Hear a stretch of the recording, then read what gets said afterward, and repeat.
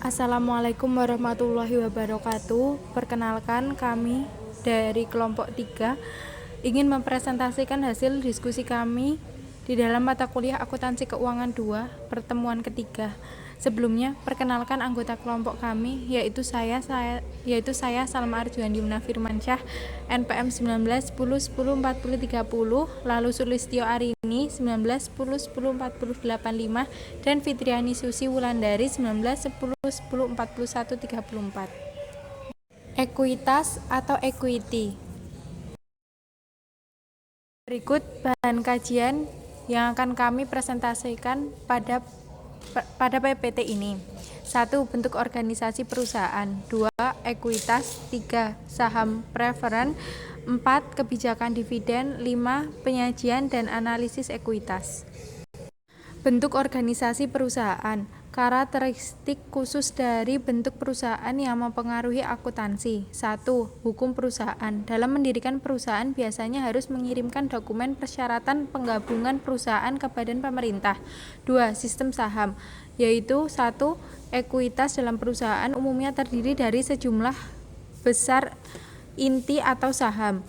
Lalu, setiap saham memiliki hak dan keistimewaan tertentu. 3. Berbagai kepentingan kepemilikan, yaitu 1. Dalam setiap perusahaan, satu kelas saham harus mencerminkan kepentingan kepemilikan dasar.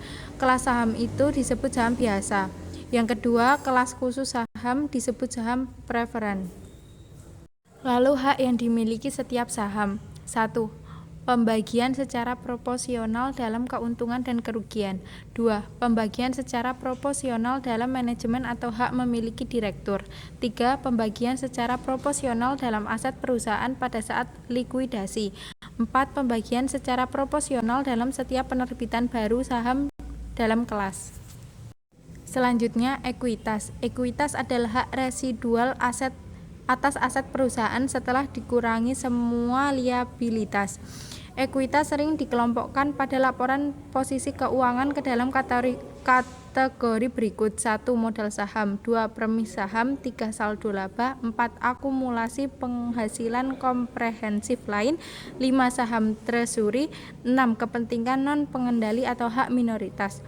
Modal kontribusi, yaitu jumlah total yang diberikan oleh pemegang saham kepada perusahaan untuk digunakan pada bisnisnya. Lalu modal yang diperoleh, yaitu modal yang berkembang dan dari operasi yang menguntungkan. Prosedur penerbitan saham. 1. Badan pemerintah yang berwenang harus mengotorisasi saham, umumnya dalam sertifikat penggabungan atau piagam. 2. Perusahaan menawarkan saham untuk dijual, melakukan kontrak untuk menjual saham tersebut. 3. Setelah menerima pembayaran untuk saham, perusahaan menerbitkan saham. Masalah akuntansi yang terjadi pada penerbitan saham. 1. Akuntansi untuk saham dengan nilai pari. 2. Akuntansi untuk saham tanpa nilai pari.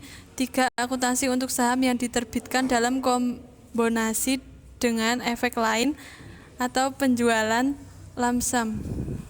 4. Akuntansi untuk saham yang diterbitkan dalam transaksi non-cash.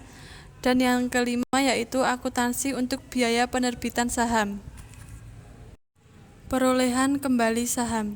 Secara teknis, saham milik perusahaan sendiri yang dibeli kembali setelah diterbitkan dan dibayar penuh disebut saham treasury. Alasan perusahaan membeli kembali saham miliknya: yang pertama, untuk memberikan distribusi efisiensi pajak atas kelebihan kas kepada pemegang saham. 2. Untuk meningkatkan laba per saham dan tingkat imbal hasil atas ekuitas. 3. Untuk memberikan saham pada kontrak kompensasi karyawan atau untuk memenuhi potensi kebutuhan merger. 4. Untuk menggagalkan usaha pengambil alihan atau mengurangi jumlah pemegang saham. 5. Untuk menciptakan pasar dalam saham. Pembelian saham treasury. Perusahaan menggunakan dua metode umum untuk menangani saham treasury dalam akun.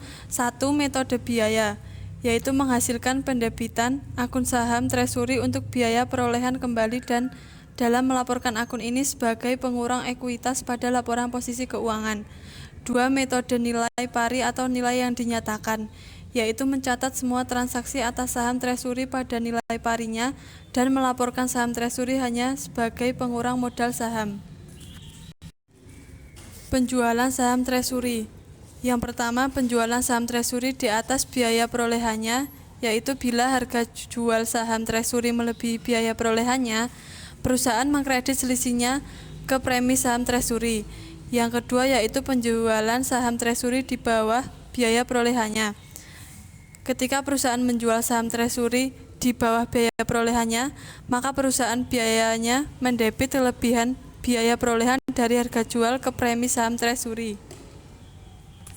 Selanjutnya, saham preferen. Saham preferen adalah kelas saham khusus yang memiliki preferensi atau fitur tertentu yang tidak dimiliki oleh saham biasa. Fitur saham preferen terdiri dari 1. Saham preferen kumulatif, 2. Saham preferen konversi, 3. Saham preferen kelabel, 4. Saham preferen partisipasi, dan 5. Saham preferen yang dapat ditukar. Kebijakan dividen. Alasan hanya sedikit perusahaan yang membayar dividen dalam jumlah yang setara dengan ketersediaan saldo secara legal. 1. Untuk mematuhi perjanjian obligasi dengan kreditor tertentu. 2. Untuk memenuhi kebutuhan perusahaan. 3. Untuk menahan aset yang seharusnya dibayar sebagai dividen. 4. Untuk melancarkan pembayaran dividen dari tahun-tahun. 5. Untuk membuat penyangga terhadap kemungkinan kerugian atau kesalahan dalam perhitungan keuntungan.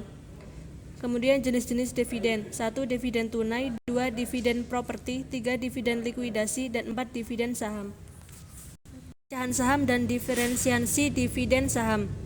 Pecahan saham meningkatkan jumlah saham yang beredar dan menurunkan nilai pari atau nilai yang dinyatakan per saham. Dividen saham meskipun meningkatkan jumlah saham yang beredar, tetapi tidak menurunkan nilai pari sehingga meningkatkan total nilai pari saham yang beredar. Penyajian dan analisis ekuitas. Laporan perubahan ekuitas meliputi 1. Total laba rugi komprehensif untuk periode yang bersangkutan menunjukkan secara terpisah jumlah total yang dapat didistribusikan kepada pemilik entitas induk dan kepentingan non-pengendali. 2. Untuk setiap komponen ekuitas pengaruh dari penerapan retrospektif atau penyajian kembali retrospektif. Yang ketiga, untuk setiap komponen ekuitas rekonsiliasi antara jumlah tercatat pada awal dan akhir periode secara terpisah mengungkapkan perubahan. Analisis. Analisis menggunakan rasio ekuitas yang mengevaluasi profitabilitas dan solvabilitas jangka panjang perusahaan. 1. Tingkat imbal hasil atas ekuitas saham.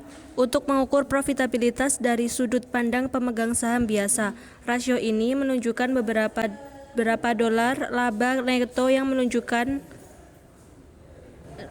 diperoleh perusahaan untuk setiap dolar yang diinvestasikan oleh pemiliknya.